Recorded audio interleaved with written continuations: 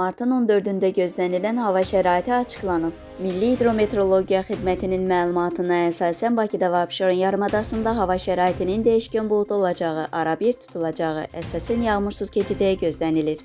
Lakin gecə və səhər bəzi yerlərdə zəif duman olacaq. Şimal-qərb küləyi səhər cənub-şərq küləyi ilə əvəz olunacaq. Havanın temperaturu gecə 2-5 dərəcə, gündüz 8-13 dərəcə isti olacaq. Atmosfer təzyiqi 768 mm civə sütunun nisbi rütubət isə gecə 75-80%, gündüz 55-60% təşkil edəcək.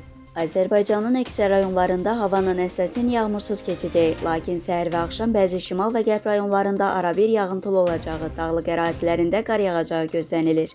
Arabir duman olacaq, şərq küləyi əsəcək. Havanın temperaturu gecə 2-6 dərəcə, gündüz 9-14 dərəcə isti. Dağlarda gecə 5-10 dərəcə şaxta, gündüz 3 dərəcə şaxtadan 2 dərəcəyədək isti olacaq.